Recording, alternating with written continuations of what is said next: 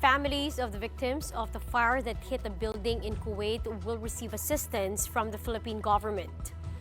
Officials of the Overseas Workers Welfare Administration, or OWA, visited the bereaved families of Jesus Lopez and Edwin Petilla, two of the three OFWs who died in the fire. Lopez was an iron worker while Petilla was a quantity surveyor, and both of them were from Pangasinan. Petilla's pregnant wife was extremely devastated over the death of her husband, noting that she was on a video call with him during his final moments. Sumisigaw na, Mami, Mami, hindi na ako makahinga. Nahirapan na kaming huminga, Mami, Mami, yung asawa ko na po. Tapos yung hinahabol na nila yung hininga nila. Kinakapos na talaga ng hininga yung maawa ka kasi wala kang magawa. Yun yung yung nagre-reminisce lagi kapag pipikit ako ng mata ko. Yun yung naririnig ko yung mga boss nila na humihingi ng tulong. Hindi ko matanggap na wala na siya. Kasi siya lang yung meron ako. Siya lang yung nagmahal sa ganito. The third victim was from Batangas who worked as a document controller. The victim's family requested that their privacy be respected. Migrant Worker Secretary Cacdac says they are now arranging the repatriation of the victims' remains. The families will also receive financial assistance, including burial, educational, and livelihood assistance from the government. The DMW also visited families of the two OFWs who are still in critical condition due to the fire. The agency is working on arranging their flights to Kuwait. The department is also prepared to facilitate the return of affected OFWs to the Philippines should they wish to do so. Their condition is still critical. The remaining 6, we are seeing to it that the temporary facilities where they are being accommodated, kasi nasunog yung building nila, no? The building happens to be a dorm facility for the foreign workers of the construction company. So we're seeing to their needs as well, whatever it is they need. They may have evacuated fast from the building while it was burning, so they may not have enough things with them. So we're helping that. Meanwhile, the Kuwaiti authorities have detained 3 individuals in relation to the fire, including the building's owners. Now, they are facing charges of manslaughter for neglecting fire regulations in Kuwait. Officials have confirmed that the cause of the fire was a short circuit. Let's get more updates on this matter from Migrant Workers Secretary Cacdac. Secretary Cacdac, thank you so much for taking the time out to talk to us tonight. I can assume na sobrang busy po kayo, no, dahil sa sitwasyon na ito. Yes, good evening. Good evening to all. Thank you for having me. Okay, first off, kamusta yung lagay ng dalawang kababayan natin na nasa critical condition pa? Have their medical situations improved? Well, right now there are 2 in ICU, as you said, and they suffered from severe smoke inhalation. The incident happened in the wee hours of the morning, kaya they must have inhaled a tremendous amount of smoke, carbon monoxide. And they are in ICU in critical condition. The status stays the same, has stayed the same over the last 2 days. We're still hoping and praying that they will recover, fully recover. Perhaps we can hang on to the news that their situation has not been aggravated or worsened. So we're still hoping and praying that they'll pull through. And we've been monitoring the situation, and as your report says, our DMW and Admin Arnel Ignacio's team in OWA have talked to the next of kin, the families of the 2. The next of kin, there are arrangements now to bring them to Kuwait? That's right. We're looking into the possibility of a compassionate visit, as we call it.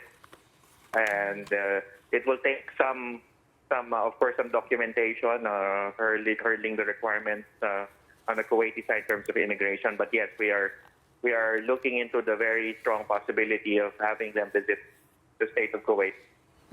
Secretary, we understand that the government will be providing assistance, livelihood, educational, and burial.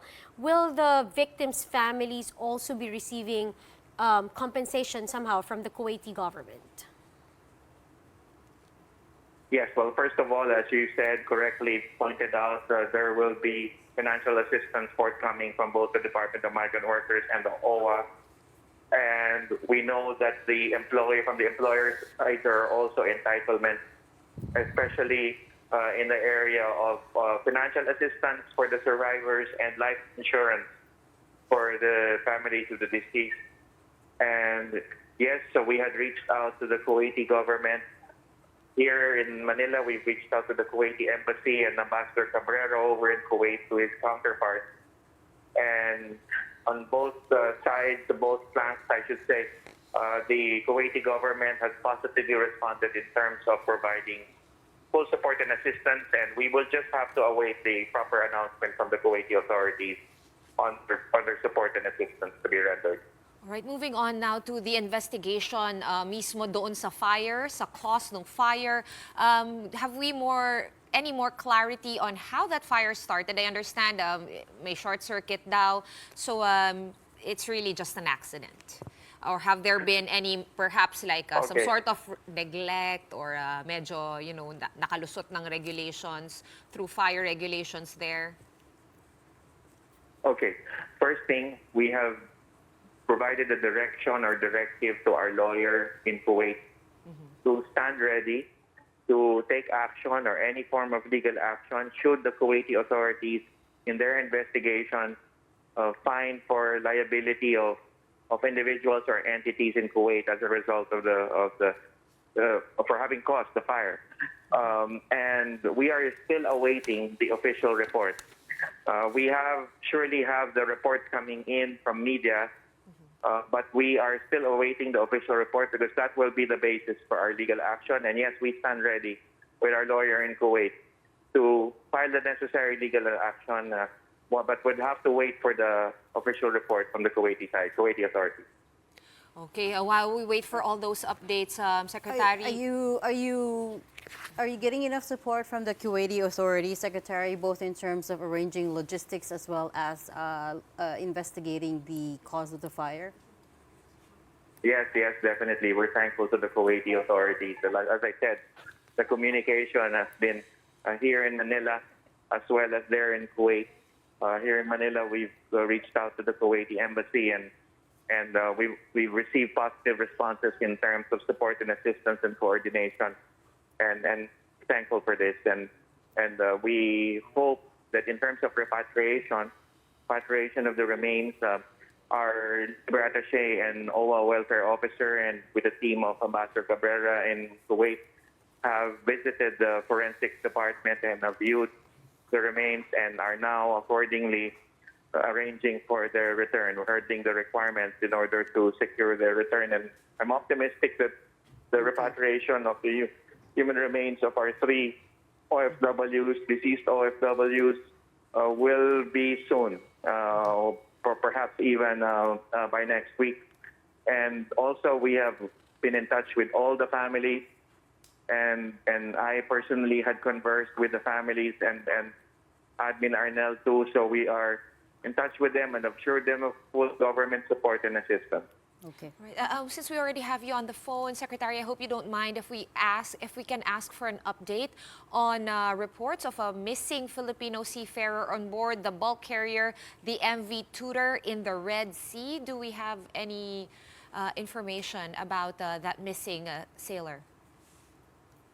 Well, we know there was an attack against a bulk carrier days ago, and the bulk carrier MV Tutor suffered damage and had been rendered unseaworthy for the purpose. However, she is stable.